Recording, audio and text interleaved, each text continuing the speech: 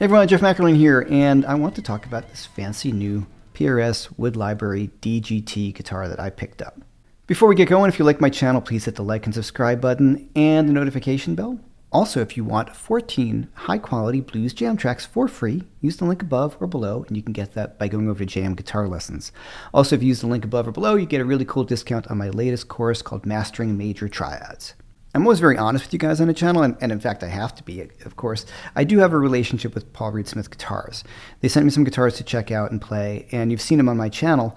And though they are spectacular and they are great, really well-made instruments, I would have to say probably the most consistently well-made guitar manufacturer that I am aware of, bar none. It's, everyone I've played has been great, but they didn't necessarily speak to me as a guitar player.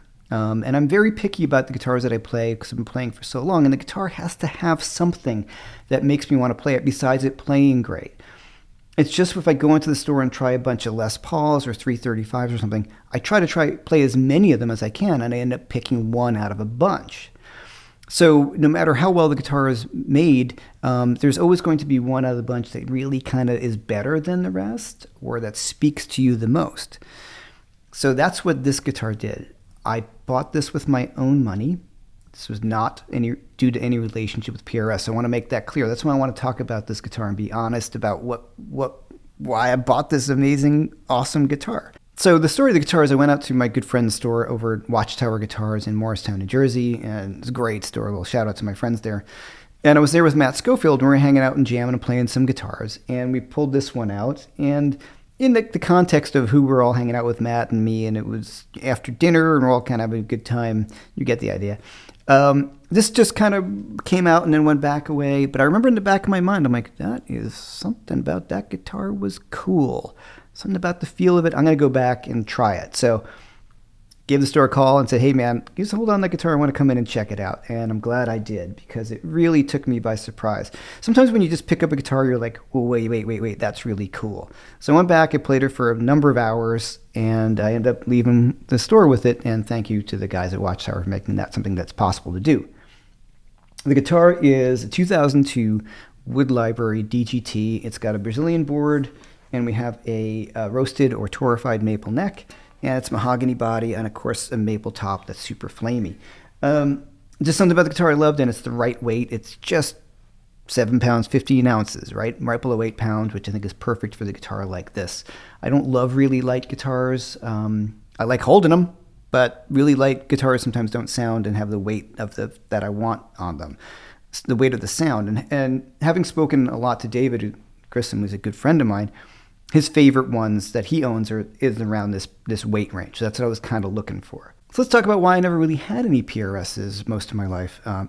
Honestly, because you just didn't play them as a blues rock guitar player in New York City. Since for as long as I can remember, PRS was seen as like the blues lawyer guitar player, or the something, like not the serious blues guitar player, because guitar players can be very, very traditional. As I'm a little older, I really don't care anymore what you think. Really? You know what I mean? It's a great guitar. It sounds great. I'm going to play it, and I'm going to like it. And if you don't like it, tough. What was it about this guitar? One thing that I really kind of came to the conclusion is that the PRSs are not Gibsons. They're not supposed to be Les Pauls. And they are not Fenders. They're not supposed to be Fenders. They are their own thing. And it was a matter of kind of coming to that conclusion and understanding that. And then the DGT for me really gets it together right. And I've always been looking for a really nice one. It plays very Fender-like over here, which I love, with the 6-screw bridge. The height of the bridge away from the body feels like a Fender. Volume knob right here. I'm comfortable with it right away. What I loved about this one in particular was the unfinished neck, or the oil finished neck. It feels like a Fender to me, and I love that feeling, as opposed to a bit more of a glossy nitro finish, which can get a bit sticky on stage. It's not my favorite feeling. I like a guitar with little to no finish on the back of the neck, and this had that. Also, guys, it looks really amazing, especially on camera. I mean, it's just a beautiful guitar to look at, right? But it's also a beautiful guitar to play, and you can hear in the clips here the things that really draw me to it. What drew me in? First of all, it was acoustically really loud. You might be able to hear that. I'm always looking for that. All those things I've talked about in videos about choosing guitars. Just rings out and it resonates, it kind of vibrates on your body, and it feels great.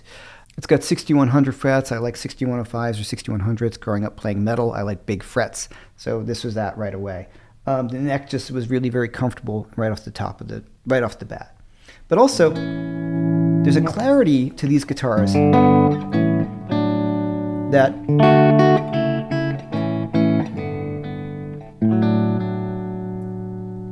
I can't say that Gibsons and Fenders don't have. They certainly do, but it sounds a little different. There's a bit of a crisper element to this guitar than the other guitars that I own. They're all very traditional, and this has got a few different other things to it, whether it's the pickups that David's designed or the treble bleeds or all these things. This sits in a nice spot that my other guitars don't. It does something that the other ones don't, and it does something very unique, yet very familiar.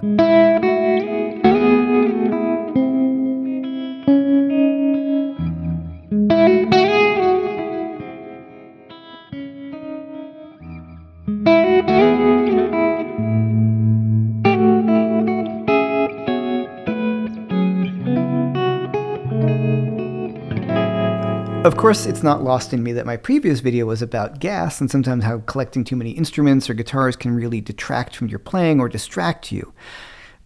And a lot of people commented like, well, sometimes a new guitar is really inspiring or new gear is really inspiring. And I did address that in the video. Maybe people didn't watch it all the way. Yeah, of course.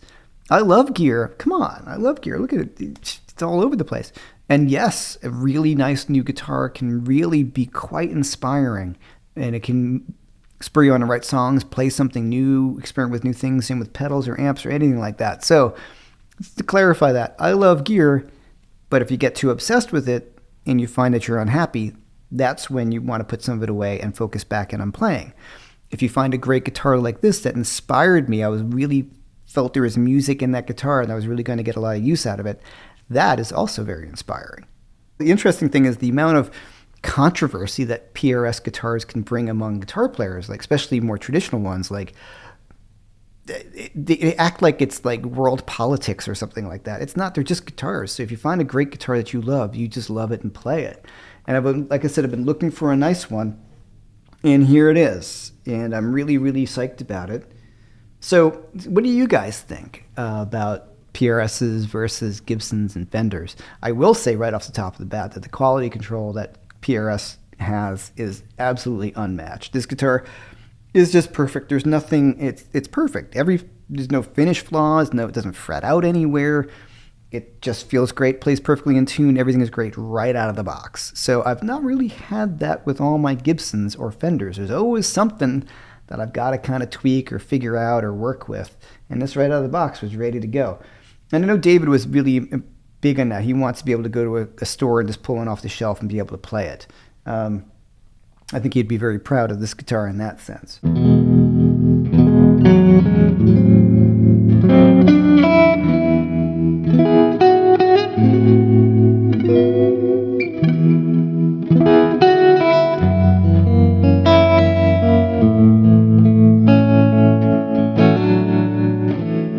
So to close out the video, once again, I do have the relationship with PRS, but this guitar had nothing to do with that relationship. This guitar I purchased with my own money because I thought it was so good and I was very inspired by the instrument.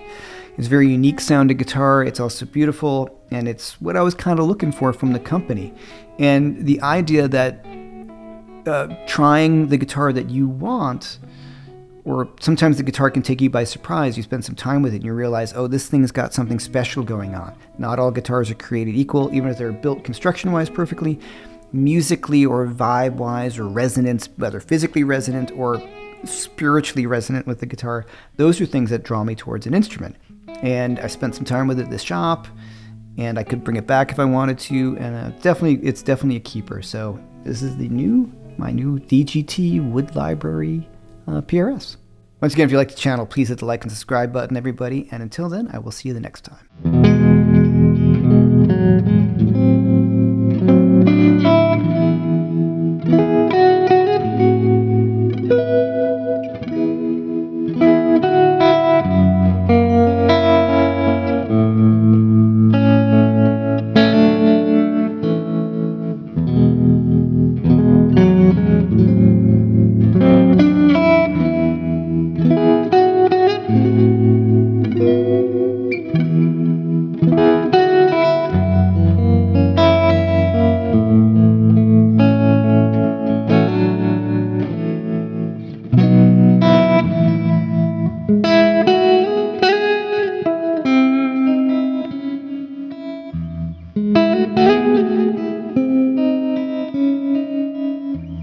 Bye.